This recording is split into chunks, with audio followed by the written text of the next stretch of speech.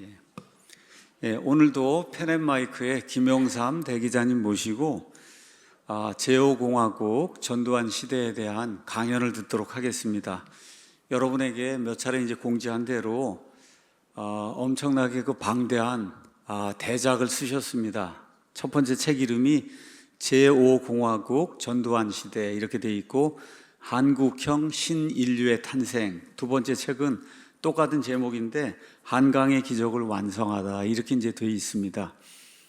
전두환 대통령을 제대로 아는 것, 제5공화국을 제대로 아는 것이 지금의 그 혼돈의 시대를 극복을 하고 대한민국이 자유 번영에 가는 번영의 길로 가는 그러한 그 지름길이 된다, 저는 이렇게 생각을 합니다. 오늘도 오셔서 2시간에 걸쳐서 전두환 대통령의 업적에 대해서 역사적인 사실 그대로를 여러분에게 전달하도록 하겠습니다. 나오실 때 큰 박수로 환영해 주시면 감사하겠습니다.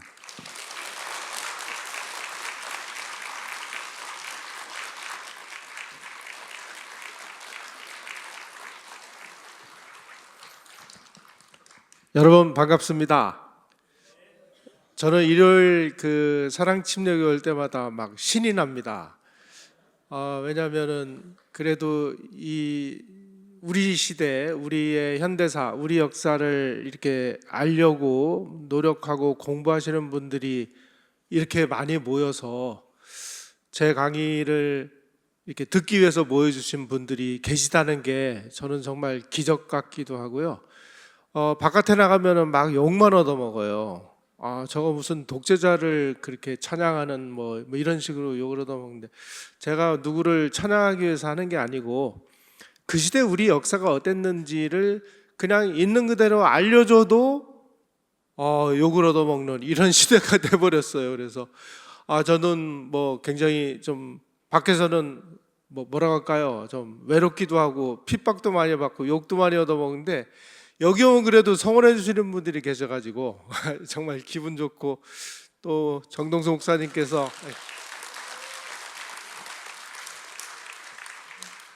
이런 기회를 만들어 주셔서 저는 정말 큰 힘이 됩니다. 오늘은 전두환 정부가 출범한 이후에 도대체 이분들은 어떤 일을 했느냐, 우리가 왜 이 시대를 알아야 되느냐 하는 그 중에 하나의 이제 답이 되는 그런 시대입니다. 요즘에 주식 투자하신 분들 막 신이 나가지고 막 굉장히 즐거워하시고 그러는데, 그 중에 이제 반도체 때문에 한국이 엄청난 무역 흑자를 나고 있습니다. 그런데 이렇게 대한민국 국민들에게 희망을 주는 이 반도체가 누구 덕분에 지금 이렇게 발달을 했는지에 대해서는 아무도 몰라요. 정말 제가 이런 얘기를 하면, 제가 얼마 전에 삼성 계시는 임원분들도 반도체에 대해서 제가 얘기하는 걸 어디서 들었는데 자기네들도 몰랐다 이렇게 얘기를 해요. 삼성에 계신 분들도 몰랐대요. 지금까지 우리는 반도체 IT 산업 그러면은 전부 다른 사람이 한 걸로 알고 있는데, 알고 보면은 전두환 대통령이 한 거예요. 제가 이 책을 쓰기 위해서 전두환 대통령의 이 장남, 이 전제국 회장을 몇 번 만나서 인터뷰를 했는데, 전제국 회장이 저한테 이런 말씀을 하셨습니다. 청와대에 들어가자마자, 그때 전제국 씨가 연세대학교 1학년이었답니다. 근데 이제 저녁 식사하는 자리에서 아버지 하시는 말씀이, 야, 박정희 대통령은 경부고속도로를 만들었는데 나는 이제부터 이 정보고속도로를 만들 거야. 그 말씀을 여러 번 하셨대요. 근데 연세대 1학년생인 자기도 정보고속도로가 뭐지?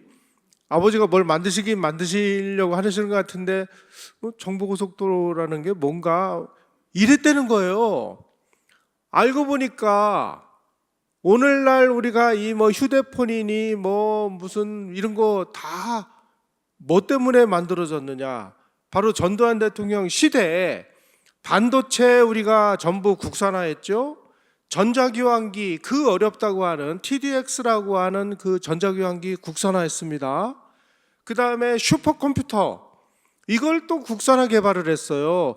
이 세 개를 묶어가지고 전 세계에서 이 정보를 가장 빨리 싼 가격에 주고받을 수 있는 모든 시스템을 만든 게 전두환 시대다. 그걸 바로 우리는 정보 고속도로라고 한다. 그런데 얼마 전에 이재명 대통령이 이 정보 고속도로를 김대중 대통령이 만들었다고. 이거는 말이죠. 이거는 정말 왜곡을 넘어서 날조죠. 제가 또 더 기가 막힌 게 있었습니다. 제가 저 평화의 댐을 가봤어요. 양구 저쪽에요. 그 전두환 대통령 시절에 북한이 그 금강산댐 만들어 가지고 그거 터지면은 서울이 물바다 된다고 해서 막 국민 성금을 모아 가지고 평화의 댐을 그 당시에 전두환 정부가 만들으니까 저거 거짓말이라고 사기라고 해가지고 전두환 정부를 그렇게 공격했던 그런 일을 아마 기억나실 거예요.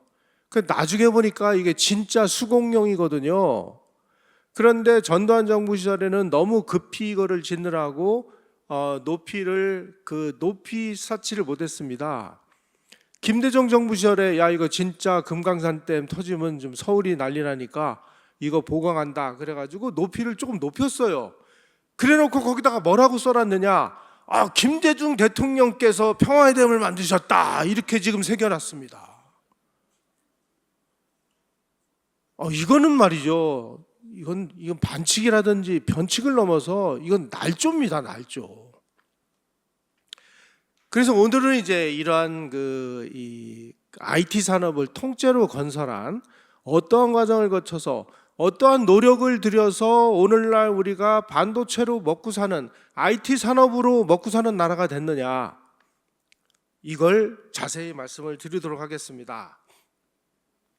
1980년에 막 제2차 석유 위기가 터져가지고 어려운 상황에서 우리 경제 성장률이 마이너스 5.7%로 떨어지는 이런 상황에서 전두환 대통령이 집권하고 보니까 박정희 대통령의 이 노력으로 만들어낸 이 중화학공업이 이거 하나만 가지고는 이게 어려울 수도 있겠구나, 이런 식으로 제2차 석유 위기가 오면은 우리가 또 굉장히 큰 어려움을 겪겠구나. 그러니까 내가 뭔지는 모르는데 새로운 성장 동력을 하나를 더 만들어야 되겠다.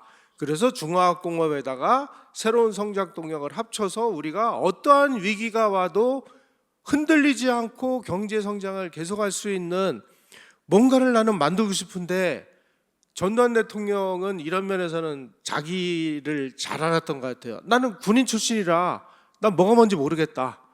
그러니 청와대 경제수석비서관실에 있는 사람들, 당신들이 전문가 모아가지고 새로운 성장 동력을 내 재임 기간에 나는 만들려고 하는데 뭐를 성장 동력으로 만들어야 되는지를 연구해가지고 와. 전두환 대통령 모르면 전문가한테 다 맡기는 거예요. 그리고 전권을 다 줘요. 그래서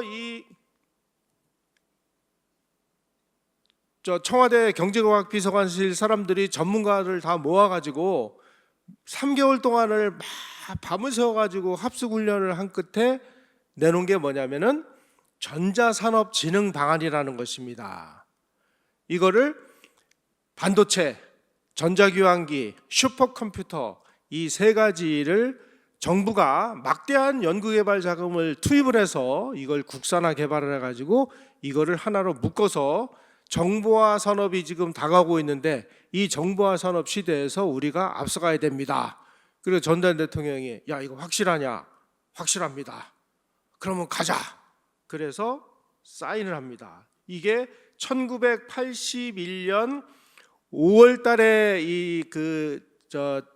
서류를 내고 전두환 대통령이 1981년 7월 15일 날 서명을 합니다. 그래서 이때서부터 반도체, 전자교환기, 슈퍼컴퓨터 국산화 개발이 시작이 돼요. 이게 오늘날 IT 산업의 첫 출발입니다. 그 중에서 제일 어려운 것이 사실은 전자교환기였습니다. 1980년 이전에 1970년대까지만 해도 전 국민이 전화 한 대 놓기가 얼마나 어려웠는지 아마 어르신들은 다 아실 거예요. 전화 한 대 놓으려면 몇 년 기다려야 되고, 또 전화 한 대 놓으려면 집 한 채 값이 들 정도로. 그래서 그 당시 저도 학교 다닐 때 집에 전화 있는 사람 손들어 그러면 집에 전화 있으면 부자였죠. 전화 놓기가 쉽지가 않았는데, 이거를 일거에 해결하려면 이 전자교환기를 개발하는 수밖에 없었습니다. 그런데 이 전자교환기라는 게 그 말처럼 쉬운 분야가 아니었어요. 그래서 이 전자교환기를 만드는데 제일 전문가가 누구냐 보니까 오명이라는 사람인데, 오명이라는 사람이 어떤 사람이냐, 바로 전두환 대통령의 육군사관학교 후배였습니다. 제가 지금부터 말씀드리는 이 전자교환기 국산화 개발, 반도체 국산화 개발, 슈퍼컴퓨터 국산화 개발, 이 IT 산업의 다 총책임자가 누구냐면은 육군사관학교 출신들이에요. 왜 그러냐? 제가 처음 시간에 말씀드렸듯이 육군사관학교는 미국의 웨스트포인트 그 제도를 그대로 다 도입을 해왔습니다. 웨스트포인트는 미국 최초의 공과대학이었습니다. 그래서 이 웨스트포인트를 나오면 전부 이학사학위를 수여를 받았는데, 한국도 마찬가지였어요. 이 오명이라는 사람은 고등학교 다닐 때까지만 해도 이 정치학을 공부하고 싶었는데, 육군사관학교 가서 맨 배우는 게 막 이 공학을 배우니까 이분이 전자공학을 전공을 했습니다. 그래서 육사 나와서 소대장을 마친 다음에 서울대 전자공학과에 편입을 해가지고 서울대 전자공학과를 나와서 미국 유학을 가서 미국에서 제일 유명한 전자공학과에 가서 박사학위를 받아가지고 왔어요. 세계 최고의 전자공학도예요. 그러니까 전두환 대통령이 너는 전쟁하는 심정으로 가서 전자교환기 개발해. 전자교환기 개발에 필요한 돈 얼마야? 240억입니다. 그 당시에 대한민국에서 정부가 추진하는 연구개발비 최고 액수가 10억 원일 때, 전자교환기가 240억 든다고 하니까 240억을 단번에 결제를 한 사람이 전두환 대통령입니다. 이러한 지도자의 결단, 그리고 이런 것들을 추진할 수 있는 핵심 인력들이 육군사관학교를 통해서 배출이 돼 있었기 때문에 이게 가능했다는 것이죠. 그래서 우리나라는 이제 1차로 TDX1이라고 하는 걸 개발하는데 240억이 들었고요. 2단계로 이 도시형은 이 1단계보다 훨씬 더 고도의 이 기술이 필요한 겁니다. 이거는 TDX10이라고 하는데, 이거 하는데 560억 원이 투입이 돼가지고요, 총 800억 원을 전자교환기 개발하는데 투입을 했습니다. 이거는 국가의 운명을 건 프로젝트나 마찬가지였어요. 성공했습니다. 그래서 우리나라의 전화적체 한순간에 다 해결했고, 그리고 우리가 세계 최초로 디지털로 모든 정보를 주고받을 수 있는 시스템을 세계 최초로 싼 가격에 갖추는 데 성공한 게 전자교환기 개발 덕분입니다. 전자교환기가 전두환 시절에 개발이 안 됐으면 우리나라 핸드폰이 뭐고 없어요. 그 다음에 이걸 수출 산업으로 연결해서 지금 우리나라의 이 전자교환기가 외국에도 많이 수출이 됐습니다. 다시 말씀드리면 우리가 정보화 시대를 앞서가는 결정적인 무기가 바로 이 전자교환기 개발이었다. 그래서 그 당시에 언론에서 뭐라고 얘기했습니까? 슬로건이 아마 기억나실 거예요. 산업화는 늦었지만 정보화는 앞서가자. 우리가 비록 산업화는 늦게 해가지고 우리가 막 남의 나라 식민지도 되고 그랬는데, 이제 정보화 시대가 다가오는데 우리는 이 정보화 시대에 발빠르게 대응을 해서 정보화 시대에 우리가 앞서가자 하는 이 정책을 만들어내고 정책을 수립하고 정책을 시행한 게 전두환 시대였다. 이 위대한 시대에 위대한 선각자들이 어디서 배출됐느냐? 육군사관학교에서 배출됐다. 우리가 이러한 것을 알아야 이게 육군사관학교라는 게 이게 보통 학교가 아니구나. 그런데 요즘에 이재명 정부가 그 학교를 콕 집어서 뭐 삼군사관학교를 통합한다는 명목으로 어디 지방으로 보낸대죠? 이거 왜 그래요? 아, 정말 불가사의한 나라입니다, 이게. 그래서 이 TDX 덕분에 그냥 대한민국은 그냥 전화 놔주세요 하고 신청하면 그날부로 전화를 놔주는 세계에서 가장 이 통신 선진국이 된 것입니다, 이게. 자, 이래서 전자교환기가 이제 완성이 됐고요. 그 다음에 제가 처음 말씀드린 전자산업진흥 방안에는 전자교환기, 반도체, 슈퍼컴퓨터 이렇게 되어 있습니다.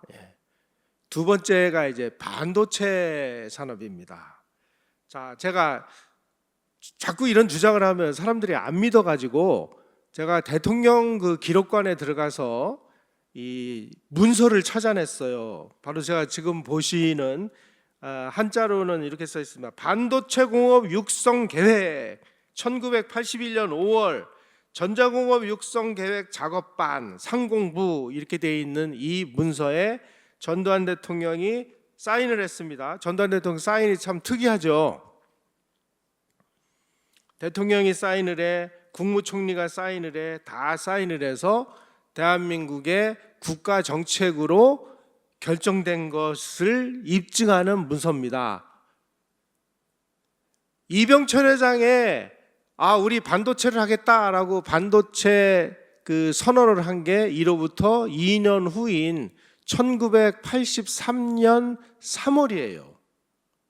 이미 정부에서는 1981년 5월에 우리가 반도체를 앞으로 국가의 중점 산업으로 적극 육성을 하기 위해서 반도체 산업에 참여하는 기업들에게 이러이러한 지원을 하고 이러이러한 혜택을 주고 이러이러한 여러 가지 필요한 용수라든지 전력이라든지 진입로라든지 공장 부지 확보라든지 이런 거를 전폭적으로 지원하겠다라고 하는 정책을 이미 2년 전에 수립을 한 겁니다. 그 증거물이 이겁니다.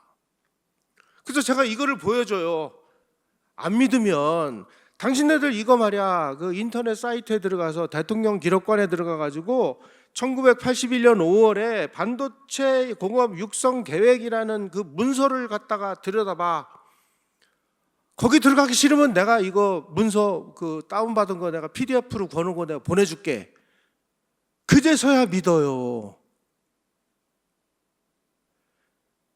그래서 이미 정부에서는 1981년 5월에 반도체 산업을 국가 중요 산업으로 이미 정책을 만들어 놓고 기업들이 참여를 하기를 참여할 수 있도록 모든 준비를 다 해놨어요. 그런데 기업들이 참여를 안 한 거예요.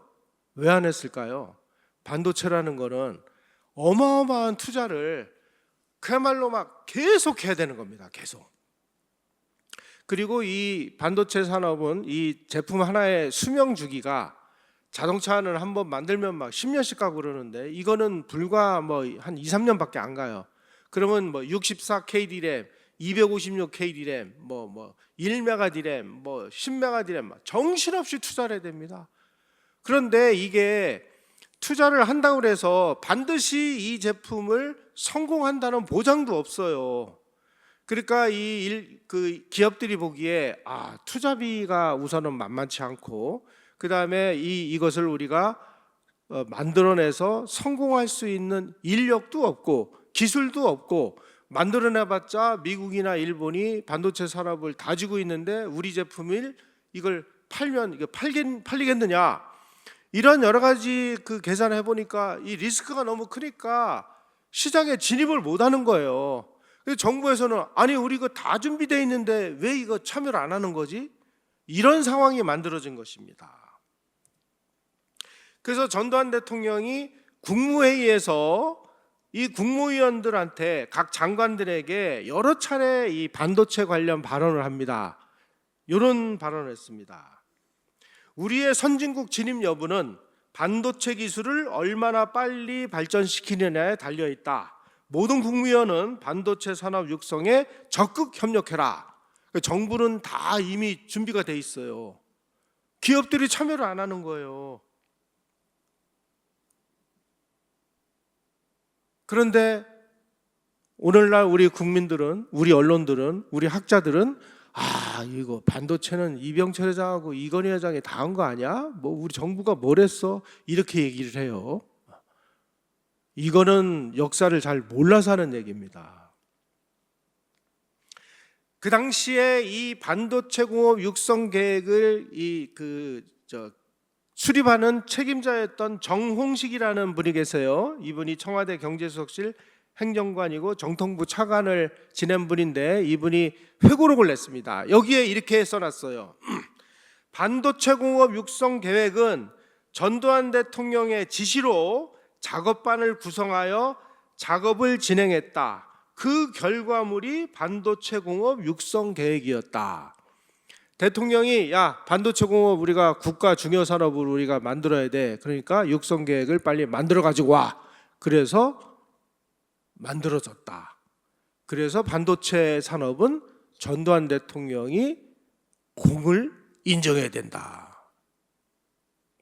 그래서 제가 지금 전두환 대통령의 이 화장을 한 유골이 모셔져 있는 연희동을 방문을 했는데 거기 응접실에 전두환 대통령의 유골이 놓여 있는 그 옆에 정보통신부 직원들이 전두환 대통령의 이 놀라운 이 리더십으로 그 당시에 우리가 반도체를 이렇게 육성을 해서 대한민국이 반도체로 먹고 사는 나라가 됐습니다. 전두환 대통령에게 고마움을 표합니다. 해가지고 반도체 칩을 이렇게 박아가지고 기념패를 만들어서 거기다가 선물을 했더라고요.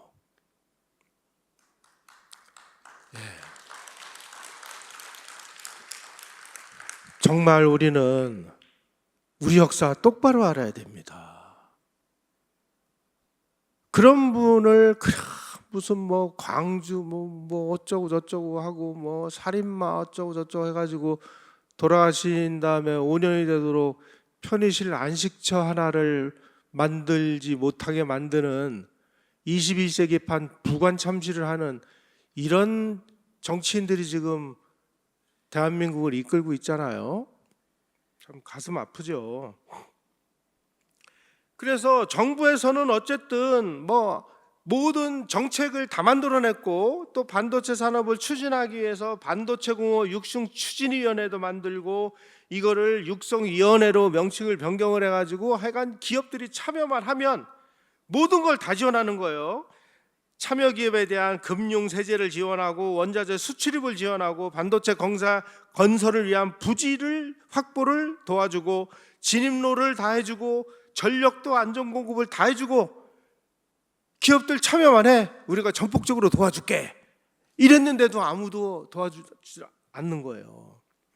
그러니까 답답해서 전두환 대통령이 81년 9월 5일 날 구미 수출공업단지로 가서 거기서 무역진흥회의를 하는 자리에서 정부가 반도체 산업을 정말 전력으로 도와주겠다라고 선언을 했고 그 당시 서석준 상공부 장관도 똑같은 얘기를 했습니다. 그러니 기업들 적극 참여하시오.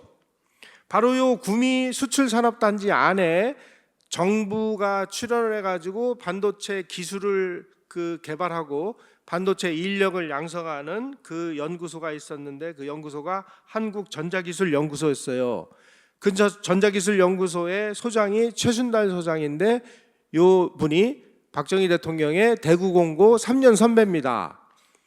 그래서 구미에서 이제 행사 끝난 다음에 여기를 찾아가서 최순달 소장에게 최 소장, 반도체는 선진국들에게 꼭 필요한 기술이니까 최 소장이 책임지고 반도체 연구를 성공시키시오. 그래서 정부에서 연구비를 전폭적으로 지원해 줍니다. 그래서 인력을 양성을 해냈어요. 그 인력들을 이제 기업에다가 이제 보내기만 하면 되는데 기업들이 안 움직이는 거예요. 모든 건 다 만들어 놨는데 기업이 안 움직이니까 이 전두환 대통령이 최순달 씨를 이번에는 최신부 장관으로 임명을 합니다. 최신부 장관으로 임명을 한다는 건 무슨 얘기냐면은 그 당시에 최신부가 아까 말씀드린 이 전자교환기 있죠. 이 전자교환기를 그 납품을 받는 그 이 권리를 가지고 있는 부서가 최신부입니다. 그 당시에 삼성의 이병철 회장, 현대의 뭐 정주영 회장, LG의 뭐 구인혜 회장, 구자경 회장 이런 사람들이 전부 정부에다가 교환기를 납품해 가지고 엄청난 돈을 벌고 있었어요. 그래서 최순달 씨를 최신부 장관으로 보내서 이 교환기 사업권을 무기로 정부에다가 교환기를 납품하고 싶으냐 그러면은 반도체를 해라 이렇게 압력을 넣으라는 그런 의사 표시였던 것입니다. 이게 그래서 최순달 장관이 최신부 장관이 되자마자 이 교환기를 생산하는 대기업 회장들을 직접 면담을 해가지고 아주 정중하게 이게 정중하게라는 게 어떤 건지를 잘 모르겠는데요. 회장님들 교환기 납품하고 싶으시면 반도체 사업을 참여하시죠 라고 정중히 권고를 했습니다. 이건 무슨 얘기입니까? 정부가 이 교환기 납품권, 교환기가 어마어마하게 비싼 건데 그 교환기를 정부에다가 납품해서 정부 돈을 받으려면은 반도체를 하시오. 반도체 사업을 안 하면 이 교환기 사업권을 박탈하겠다. 이런 뜻이나 마찬가지예요. 다시 말씀드리면 정부가 기업들 등을 떠민 거예요. 등을 반도체 사업 하라고. 이렇게 되니까 이 재벌 기업들이 교환기는 납품해서 돈을 벌고 싶은데 반도체를 안 한다고는 할 수 없으니까 아이쿠 이거 정부가 이거 뭔가 이 작심을 했구나. 그래서 이때서부터 실리콘밸리로 막 뛰어가지고 반도체 공부하기 시작했다는 거 아니에요. 이때서부터 이병철 회장이 열심히 일본 자료 갖다가 반도체 공부하고 뭐 현대전자 마찬가지 뭐 LG 마찬가지 등 떠미는 겁니다. 정부가. 그래서 뭐 이런 얘기 말씀드려서 좀 죄송합니다만 이병철 회장이 쓰신 호암자전에 보면 본인이 막 이 반도체 사업에 참여하기 위해서 막 고심한 내용들이 쫙 나와요. 근데 지금 제가 드리는 말씀은 한 줄도 안 써 있습니다. 다 자기가 고뇌하고 자기가 결단을 내려서 자기가 자의로 참여한 걸로 돼 있어요. 이건 사실이 아닙니다. 엄연히 1981년에 정부가 반도체 육성 계획을 다 만들어 놓고 최순달 장관을 최신부로 보내서 등 떠밀어 가지고 참여시키도록 이런 것들이 다 사료가 남아 있고 지금 그 정책을 수립하고 그 정책을 추진하고 기업들 멱살 잡아가지고 반도체 하도록 만드는 사람들이 살아있는데 이건 좀 너무한 거 아니에요? 그래서 1983년 3월 15일 날 이병철 회장의 그 유명한 동경선언이라는 것이 나온 것입니다. 우리는 왜 반도체 사업을 해야 하는가라는 걸 발표하고 반도체 사업에 참여를 해요. 참 이런 거 보면 기업인들도 대단하죠. 정부가 아무리 도와준다고 해도 기술을 개발하고 투자비를 갖다가 들이부어야 되고 공장 져야 되고 인력들 양성해야 되고 하는 건 기업 책임입니다. 그래서 그런 면에서 보면 이병철 회장의 이 83년 3월에 이 반도체 사업 참여 결단 이건 정말 대단한 결단이에요. 하지만 이분이 그렇게 결단을 하도록 배후에서 계속 자극을 주고 정책을 만들어서 도와준 거는 전두환 대통령과 정부였다라는 사실도 자기 자서전에 한 줄 넣어주면 어디에 뭐가 덧납니까? 이런 얘기를 안 하니까 지금 전부 이 반도체가 엉뚱한 사람이 한 걸로 이게 돼 있는 것입니다. 그로부터 정확하게 10년 후인 1994년에 삼성이 메모리 반도체 시장에서 세계 1등에 올랐고 지금 현재는 대한민국 반도체가 없으면은요 AI고 뭐고 미국 실리콘밸리가 수도비 됩니다. 정말 대한민국은 정말 대단한 나라가 됐습니다. 실리콘밸리에서의 이 혁신은 대한민국 반도체가 지원해주지 않으면 안 되는 이런 상황이 됐습니다. 정말 기업도 대단하고 우리 국가 지도자들도 대단한 일을 해냈다라는 것이 역사적 사실입니다. 그런데 삼성이 이제 64KDRAM을 딱 출시를 하니까 우리가 여러 가지 면에서 뭐 뒤늦게 내긴 했습니다만은 미국이나 일본 입장에서 보면 한국이 계속 이렇게 반도체 사업을 참여해서 자기네들에게 경쟁자가 되면 골치 아프니까 새로운 경쟁자들이 등장할 때 써먹는 방법이 있습니다. 물건 가격을 그냥 왕창 덤핑을 쳐가지고 새로 진입하는 이 기업들의 이 자금줄을 끊어버리는 이런 그 일이 벌어진 거예요. 그래서 삼성이 64KDRAM, 256KDRAM을 시장에 내놓고 수천억 원의 이 적자를 받습니다. 그래서 이제 삼성이 그룹마저 이 위험한 이런 지경이 됐어요. 그러니까 이제 이 반도체 하면 안 된다고 막 하는 사람들이 생겨나기 시작을 해가지고 전두환 대통령도 야 이거 우리 이러다가 삼성이 망하는 거 아닌가? 우리가 이거 뭐 잘못한 거 아닌가? 야 반도체 사업 정말 해야 되는지 안 해야 되는지 다시 한번 조사해봐. 다시 조사했는데 청와대 그 전문가들 하는 얘기가 그럼에도 불구하고 반도체는 계속돼야 됩니다 라고 보고가 올라오니까 눈 딱 감고 돌격 이렇게 된 거예요. 그래서 이렇게 선언을 합니다. 무슨 수를 써서라도 반도체 산업은 국가가 확실히 지원하겠다. 그래서 삼성 어렵다. 외국에서 그 차관 빌려오는 거 정부가 다 도와줍니다. 그다음에 필요한 거 뭐야? 공장 짓는 거 필요합니다. 공장 부지 다 마련해 줍니다. 그 당시에 이 삼성이 저 부천에 있는 아주 작은 공장에서 시작을 했어요. 이것만 가지고는 도저히 그 캐파가 안 돼가지고 기흥에다가 반도체를 지려고 지금 현재 이제 기흥에 있는 반도체 생산 단지입니다. 여기에 땅을 샀는데 땅을 사고 보니까 거의 절반이 절대 녹지인데다가 농업용으로 쓸 수밖에 없는 이런 땅이었습니다. 뭐 농지, 대지, 임야, 뭐 상수도 보호지역 이런 데여 가지고 뭐 농림부 반대하지, 건설부 반대하지, 뭐 다 반대하는 거예요. 그래가지고 이 그 용도 변경을 해야만 공장을 짓는데 농림부 장관 뭐 죽어도 안 된다고 그러지, 건설부 장관 안 된다고 그러지. 그러니까 이게 어디까지 갔느냐? 청와대까지 올라갔습니다. 그러니까 전두환 대통령이 아니 농림부 장관 당신 말이야 지금 우리가 지금 거기다가 농사 져가지고 그 1년에 돈 얼마 버냐 이거 100억을 번다. 여기다가 산업의 쌀인 반도체 공장을 지면 얼마를 버는지 아느냐 1조를 번다. 그러면 어디다가 투자해야 돼? 농림부 장관이 그래도 안 됩니다. 그러면 당신 그 휴가 가시오. 휴가 보내고 대통령이 사인을 해서 용도 변경을 해줬어요.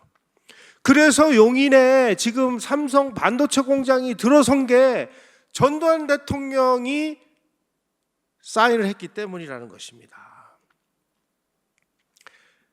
지금 이천에 그 하이닉스 공장이 있어요. 이 원래 이게 현대전자로 시작했습니다. 이게 이름이 이제 SK 하이닉스로 바뀌었는데 여기는 기흥보다 더 어려운 땅이었어요. 부지 한가운데 절대 농지가 있고 초지가 포함되어 있어가지고 이것도 전두환 대통령이 다른 장관들 다 반대하는 거 다 무릅쓰고 전두환 대통령이 결재를 해서 하이닉스 공장을 졌습니다. 이런 사실은 아무도 얘기를 안 해. 대통령의 리더십이라는 건 이런 겁니다. 야, 이거 우리가 망할지도 모르는데 우리가 미래를 위해서는 이건 우리가 모든 난관을 다 부딪히고라도 누가 뭐라고 하더라도 이건 우리가 해야 돼. 돌격! 가자! 라고 결단을 내리는 것이 지도자라는 것입니다. 예. 요즘 대통령들은 뭐 인기만 얻기 위해서 맨날 뭐 때만 되면 돈 준다고 그러죠. 9월에 또 뭐 돈 푼다면서요. 그 자기 돈 풀면은 누가 뭐라 그래요? 그래서 오늘날 용인과 이천이 세계적인 반도체 생산 공장이 들어설 수 있었던 건 누구 덕분이냐? 전두환 대통령의 리더십 덕분이다 라고 이해를 하셔야 되는 것입니다.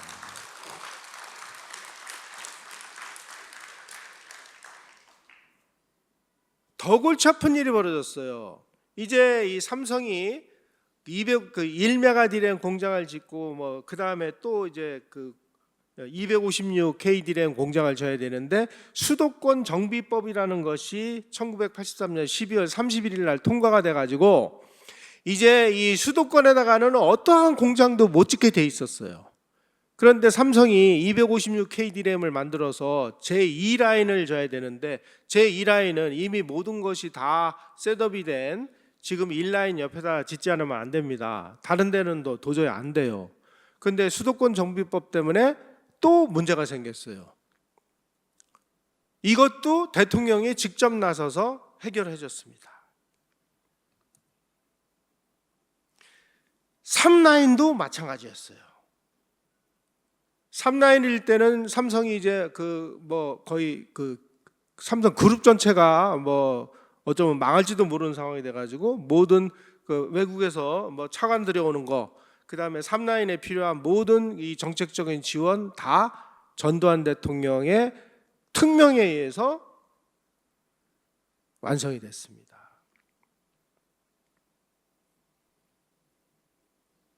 더 중요한 일이 있었습니다. 자, 이제 1메가 디램까지는 삼성이 이제 막 허덕허덕하면서 개발을 했는데 이제 4메가 디램을 개발해야 되는데 이 4메가 디램을 개발하는 과정에서 삼성이 더 이상 이제 연구개발비를 투입을 못하는 상황이 됐어요. 근데 전두환 대통령이 이때쯤에 이제 전문가가 돼 있었답니다. 아니 그런데 4메가 디램을 개발해야 되는데 왜 개발을 안 하고 있는 거야? 그랬더니 지금 기업들이 적자가 너무 누적이 돼서 도저히 이걸 감당을 못 한답니다. 그리고 4메가 디램은 워낙 기술이 복잡하고 어려워서 몇천억, 몇백억을 갖다 투자를 해도 성공 가능성이 그다지 높지 못하니까 이 기업이 리스크를 부담을 못 하는 거예요. 그러니까 안 되겠다. 3사 회장을 불러라. 그래서 3사 회장을 청와대로 모셔왔습니다. 그래서 전두환 대통령이 딱 얘기를 합니다. 4메가 디램 개발비는 얼마가 들든지 국가가 다 부담하겠다. 그 대신 3사는 연구 인력을 정부에다가 대라. 그래가지고 정부가 연구개발비를 다 대고 3사가 인원을 대는 걸로 해가지고 4메가 디램 개발이 시작이 됐어요. 이런 얘기도 아무도 안 해요.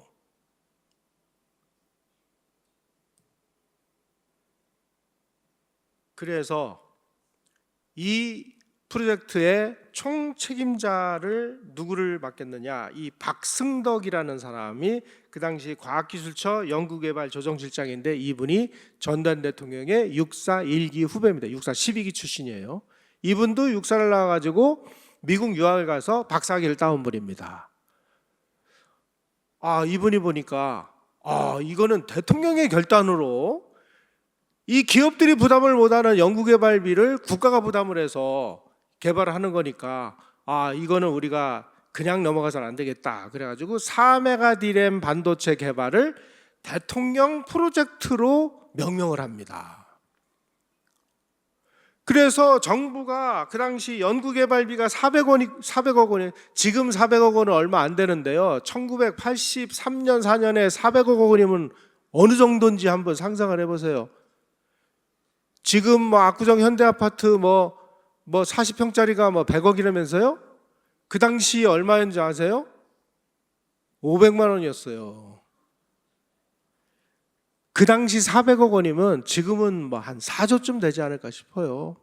정부가 다 됐습니다. 그 다음에 연구개발에 필요한 이 기자재가 있어요. 기자재 구입비가 479억 원이에요. 합쳐서 총 879억 원을 4메가 디램 개발에 정부가 갖다가 때려 박은 겁니다. 대통령의 결단으로.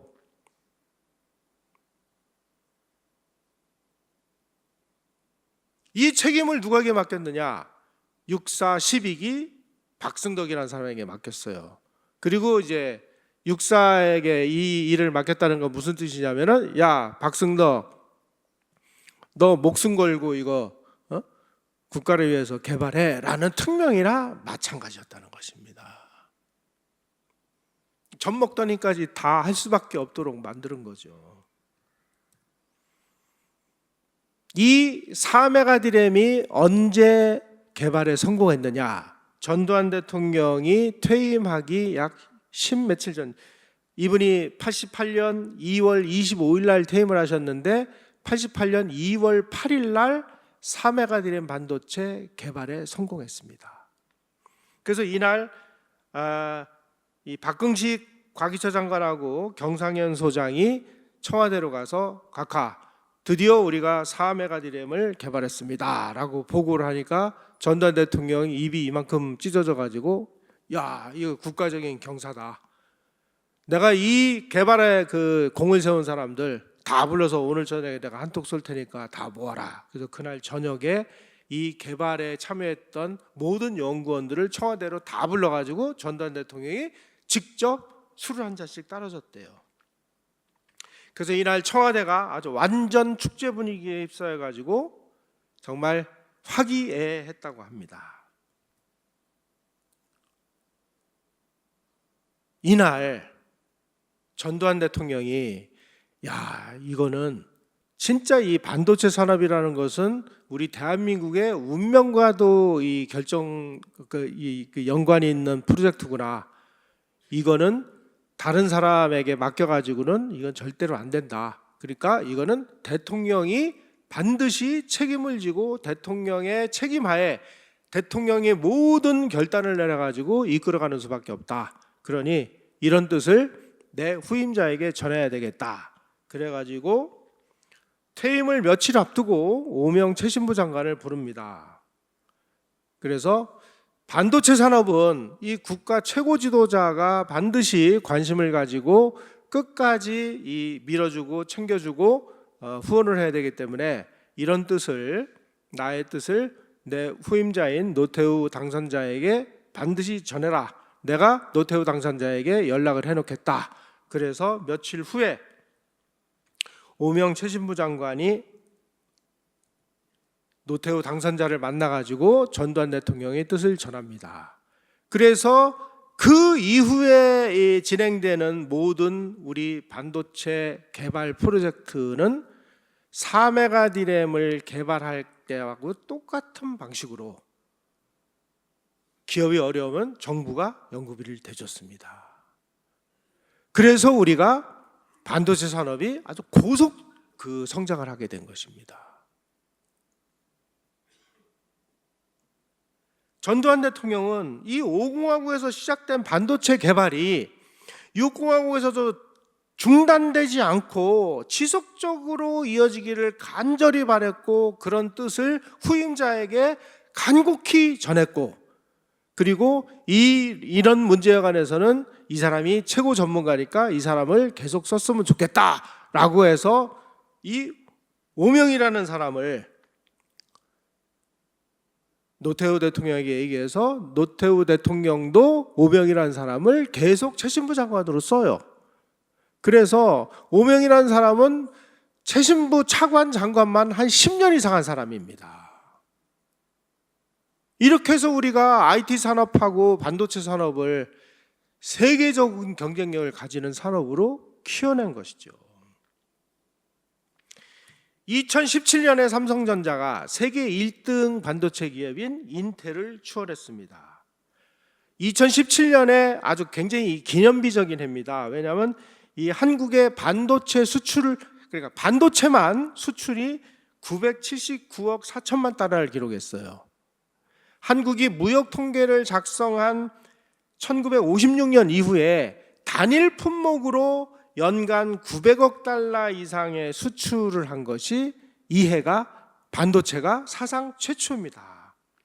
2017년에 반도체가 한국의 총 수출에서 차지하는 비중이 무려 17%였습니다. 바로 이 해에 삼성전자가 세계 1등 반도체 기업인 인텔을 추월했어요.